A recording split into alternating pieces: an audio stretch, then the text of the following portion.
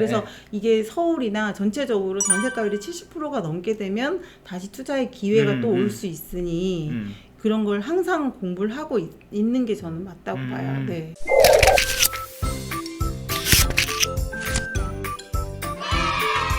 사보는 경험이 굉장히 중요한 것 같아요. 그쵸. 네. 저는 이 사보는 것도 이미 미담님이 이제 없던 시절에 그렇게 사서 경험치를 쌓았잖아요. 근데 지금은 사실 갭이 워낙 크고 하다 맞아요. 보니까 네. 한 번에 많은 돈을 태워야 되는 부담이 있긴 맞아요. 있어요. 네, 맞아요. 근데 네, 그렇게 해서 한 번에 태워가지고 잘 되면 좋은데 네. 잘못됐을 경우에는 맞아요. 또 타격이 너무 크잖아요. 맞아요. 네. 그래서 지금 박정민님도 딱 그 얘기네요. 맞아요. 지금은 갭도 크고 네.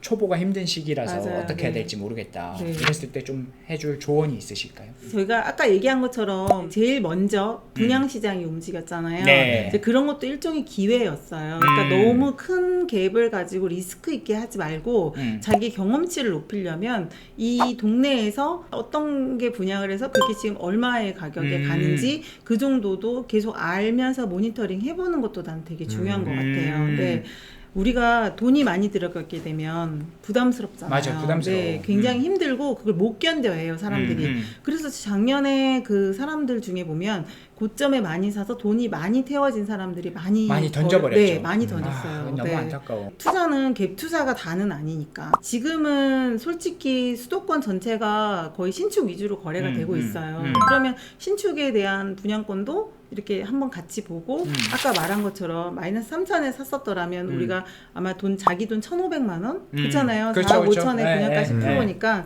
그 정도만 들여도 돈 1,000만 원 벌 수 있는 경험을 얻을 수 있었거든요. 진짜 그러네. 그렇죠. 지웰이 네, 그럼요. 거의 한 그러니까 5억 정도에 5억 좀 안 되게 분양했었죠. 아, 네, 4억 중반에 분양을 맞아요. 했었고, 네. 10% 들어간 거니까 다였는데. 그러면 진짜 1,500이네. 네, 그럼요. 1,500 정도만 1,500에 들여서. 1,000만 원만 올라도 그럼요. 네. 와. 확실히 입주 물량이 많이 없는 동네가 지금 빨리 움직이는 것 같아요. 요 얘기 네. 잘 듣고 계시죠?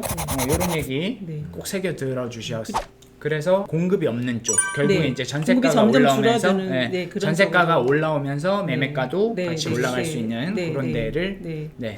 자, 이제 마지막으로 앞으로의 부동산 시장의 이거는 전망. 이건 너무 큰데요. 네, 전망. 저는 지역적으로 차이는 좀 있을 것 같고, 근데 저번처럼 급격하게 오르진 않을 것 같다는 생각은 들어요. 하지만 하락폭이 컸던 데는 사도 후회는 없다. 뭐 이런 생각이 좀 드는 것 같아요. 예전에 솔직히 말하면 비정상적인 시장이었다고 봐요. 맞습니다. 너무 많이 공감합니다. 올랐었고요. 너무 네, 많이 너무 많이 올랐어요. 올라서 저희도 이게 맞아라는 느낌이 맞아. 들을 정도여서 우리 그런 얘기 많이 했잖아요. 그럼요. 많이 했어요. 2016년에서 18년까지는 그래도 그나마 맞아요. 네. 이 정도 그래 괜찮은데. 상승장이야. 네, 맞아요. 근데 네. 18년 그때부터는 거의 이거 19년, 뭐야? 20년, 21년 초까지 네. 진짜 로켓 발사식으로 네, 올라버렸죠. 맞아요. 너무 네. 놀랐어요. 그것도 그래서. 전국이 다 한 번에 올랐으니까. 네, 맞아요. 네. 그게 비정상. 그게 네, 비정상. 비정상적인 시장이었던 것 같아요. 예전에는 그냥 뭐 1억 5천짜리 집이 2년 뒤에 1억 7, 8천이 된다든지 그렇죠. 뭐 이런 개념이었지 지금처럼 뭐 1억 7천짜리 집이 3억 4천이 된다든지 이런 건 난 정말 아닌 것 같아요. 그래서 그런 거품이 빠졌다고 봐요. 서브프라임이나 뭐 IMF 시절이나 보면 항상 고점 대시 30 몇 프로 정도까지는 빠졌던 네, 거였거든요. 네, 네. 근데 그게 아마 요번에 금리 오르고 분위기가 싸해질 때 아마 거의 30%대에서 30점 몇 프로, 그러니까 30에서 40% 정도가 빠졌던 것 같아요. 단기간에 아주 네, 짧은 네. 시간에. 네네네. 지금은 진짜 집 없는 사람들한테는 꼭 집을 사야 맞아요. 되는 네, 장이야라는 얘기를 꼭 해주고 싶고 그리고 이제 투자로는 취득세에 대한 허들을 넘을 수 있으면 사는 게 맞다고 보는데 이 취득세를 계산했을 때 과연 그만큼 자기 투자 대비 벌 돈이 보이냐? 이게 난 중요한 것 같아요. 왜냐하면 전 고점까지 오르기에는 빨리 오를 것 같아 보이진 않아요. 네, 네, 2008년도 서프라임 때는 다른데 입주가 많아가지고 2008년에 잠실 네, 싹 다 네. 입주하고 네, 네. 그리고 그러면서 강남도 반포자이랑 또 2009년에 레미안 퍼스티지 입주하고 뭐 이래가지고 다 대단지잖아요. 같이 꺾인 거죠. 네, 서브프라임도 맞고 네. 그다음에 입주도 터지고. 네. 그래서 걔네는 회복하는데 굉장히 오래 걸렸고, 네. 지금은 솔직히 말하면 서울의 입주량이 많이 없어요. 너무 적죠. 네. 너무 적죠. 서울에 전세가 몇 개 정도 있는지를 단지별로 한번 찾아보세요. 굉장히 많이 줄었어요. 많이 줄었어. 진짜 네. 많이 줄었어. 그래서 전세는 정말 많이 줄었어요. 전세가 너무 많이 줄어서 이 정도면 전세가율 자체가 옛날에 그 2008년도에 그렇게 막 꺾일 때는 제가 알고 있기로는 30%대까지도 내려갔어요. 10억짜리, 전세가율이? 네, 전세가율이. 근데 지금은 50% 거의 그 맞아, 정도로 그 정도 유지하고 육박했죠. 있거든요. 네, 그래서 네. 이게 서울이나 전체적으로 전세가율이 70%가 넘게 되면 다시 투자의 기회가 또 올 수 있으니 그런 걸 항상 공부를 하고 있는 게 저는 맞다고 봐요. 네. 전세가율 50%가 우리나라 부동산 시장의 평년 정도 되는 거예요. 그죠? 거기보다 오르면 전세가율이 지금 높다. 네. 그리고 전세가율 70% 이 정도 오르면 진짜 많이 붙었으니까 그러면은 이 전세 살던 사람들이 전세 올려주느니 내 집 사버리겠어. 그럼요. 전세 살던 사람들이 매매 수요로 돌아설 수 있기 네, 때문에 네. 또 좋은 기회가 있을 수 있죠. 그렇게 근데 서울은 정말 공급이 없어도 맞아요. 너무 없다. 네, 맞아요. 그리고 전세 매물 없어지는 것도 기울기가 장난 아니에요. 지금 올 정말 초부터 급격하게 없어지죠. 급격하게 매매는 안 없어지고 있는데 늘었죠. 전세는 급격하게 없어졌어. 없어지고 있어서 이러면은 전세가율이 빠르게 올라갈 수 있다. 전세가 지금은 그래도 이제 바닥 다지기 저도 하고 있다고 보는데 이게 언제 갑자기 심리가 또 바뀔지 모르는 거예요. 맞아요. 저 생각에는 서울로 진짜 투자를 하거나 입성을 해보고 싶은 분들 같은 경우에는 고점 대비 많이 빠져서 아직 매매 거래는 안 된 상태에서 전세가 많이 줄어들어서 전세가 오르고 있는 게 보이면 사도 된다라는 생각이 들어요. 네. 지금이 뭐 최바닥은 아니겠죠. 그쵸, 이미 그쵸. 좀 올랐으니까. 그쵸, 근데 그쵸. 지금도 그래도 살만하다. 그렇죠. 근데 실제로 굉장히 신축 아파트 위주로만 거래가 됐지 맞습니다. 서울도 구축은 아직은 오지가 온기가 않았어요. 오지 진짜 않았어요. 오래된 아파트 너무 많은데 사람들이 맞아요. 신축만 보니까 맞아요. 그런데 근데 뭐 신축도 늘잖아요. 네, 그럼요. 그렇죠? 네. 그리고 지금 전형적으로 이제 실거주 하시는 분들이 사다 보니까 실거주 하는 분들은 한 번 사면 한 10년 산다 이렇게 맞아요. 생각하니 20년 된 집을 사기는 부담되지. 그래서 신축 위주로 보고 있고 근데 투자하는 사람들은 싼 거 사야 되니까 그럼요. 안 오른 거. 안 오른 거, 투자금 적은 거 이런 게 더 중요하니까. 어차피 여기에 내가 10년 동안 보유할 마음도 없어. 2년 있다 팔 수도 있는데 그러면은 20년 된 거 사도 22살 먹어서 파는 거지. 맞아요. 지금 미담님이 말씀하신 게 저는 뭐 부동산 딴 거 없이 이게 정답이라고 봅니다. 투자하는 데 있어서는. 근데 지금 처음 투자하시는 분들한테는 굉장히 부담되는 시장일 수도 있고 사실 미담님은 오랫동안 투자하셔서 이미 자산을 어느 정도 쌓아버렸잖아요. 그래서 묻어놓고 기다릴 수 있는 여유나 여력이 있어서 아마 지금 막 시작하는 분들한테 딱 맞지는 않을 거예요. 하지만 이거는 꼭 마음속에 새기셨으면 좋겠다. 오늘 얘기한 게 그냥 작지만 꾸준하게 본다.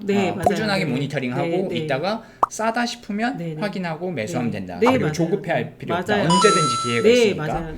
딱 이런 얘기만 해주셔도 역사는 진짜. 반복되잖아요. 그럼요. 이거 진짜 저희가. 진리에 진리. 진리. 아까 그 30% 떨어지더라 이거도 그러니까 저도 30% 떨어지더라는 이미 데이터로 다 나와 있는 거니까 그 이하로 떨어지면 오케이. 오케이. 맞아요. 근데 항상 30%대가 떨어지면은 이번에는 다를 것 같은데 라는 사람들이 생각하는 게 되게 많아요. 그치. 이번에는 진짜 더 반토막 떨어지는 것 거 같은데? 아니야? 이렇게 생각하는 그 심리가 발동하기 때문에 쉽게 못 움직여요. 무서워요. 그렇게 막 떨어지면 더 떨어질 것 같고 되게 무섭죠. 그때 이제 사실은 공부를 어느 정도 하면 이제 좀 용기가 생기지. 아까 얘기하신 30%라는 게 그러니까 내 마음을 좀 안정시켜주는 더 떨어질 것 같은데 아니야. 과거에 보니까 30% 떨어지고 거기서부터는 반등을 하더라. 이런 게 어찌 보면 좀 용기를 얻게 해주는 그런 것 같아요. 그래서 공부를 하다 보면 그런 요건 약간 마음의 위안? 하락장에서도 살 수 있는 약간 용기? 이런 걸 주긴 하는 것 같아요. 누구도 바닥은 몰라요. 바닥에서 산다는 욕심은 버리셔야 돼요. 내가 최저가에 살 수는 없지만 결국에는 마지막까지 들고 있는 사람이 위너더라고요. 너무 내가 내 진짜 싸게 사야지, 나 진짜 바닥에 사야지 그러면 타이밍을 놓쳐버려요. 그러다가 한두 개씩 막 이렇게 올라버리면 못 사요. 또 과거 가격을 아니까. 가격을 아니까. 지금 저희한테 자주 물어보시는 것도 그런 거예요. 올랐는데 괜찮을까요? 근데 제가 아까 우리도 얘기했잖아요. 아까 30% 이상 넘게 빠진 데는 아직 30% 회복하려면 오래 걸리지만 거기서 한 뭐 몇천 정도 오르는 거는 감안하고 사도 된다. 그렇지 그치. 않나 이런 생각을 그렇죠. 들어요. 지금보다 빠질 수도 있어. 하지만 네, 맞아요. 지금보다 빠질 확률보다 네, 네. 오를 확률이 높고 네, 맞아요. 빠져도 뭐 1, 2천 빠지겠지. 네, 맞아요. 근데 네. 오르면 한 5천 오르겠지. 네, 네, 그러면은 그런- 사야지. 네, 네. 네, 그런 마음으로 투자를 하시면 될 것 같아요. 네. 아니, 너무 좋은 얘기 많이 하시는 거 아, 아니에요? 네, 그런가요? 근데 아직도 좀밖에 안 꺼낸 것 같아요. 그러니까 진짜 이거 스토리 풀기 시작하면 이거 뭐 연재 한 10방 해야 아니야. 되겠네. 제가 오늘 와주세요라고 부탁을 드렸더니 제가 무슨 막 이래요. 근데 이미 오랜 시간 지내면서 이분이 투자를 잘 하시는 거 알고 있었잖아요.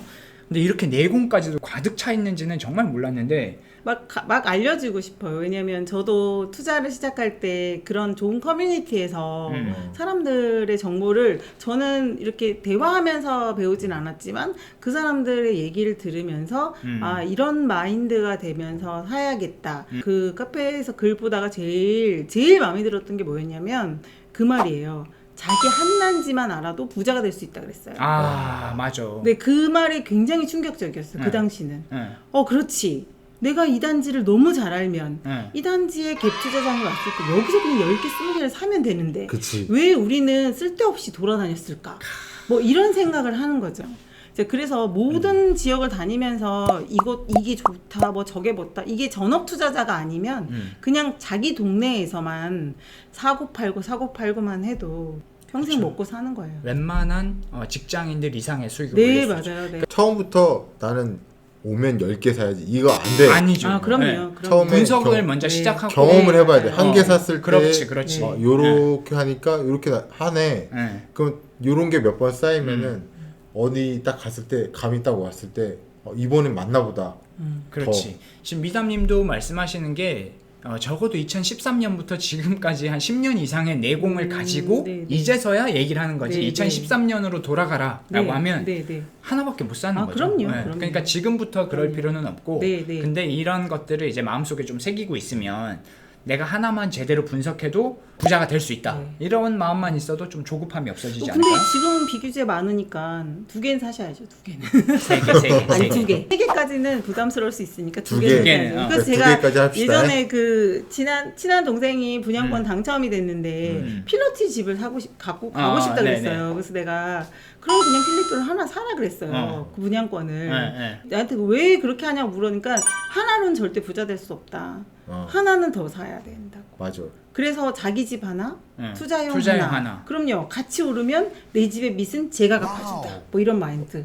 한 채로는 절대 상급지 못 갈아탄다. 그럼요. 왜냐하면 그럼요. 내가 노동소득으로 얻는 거 해봐야 맞아요. 상급지는 그거보다 더 많이 올라가니까. 네, 맞아요. 그러면 어디선가에 돈을 얻어와야 되는데 네, 네. 그럼 어디서 얻어? 투자해서 얻어와야 돼.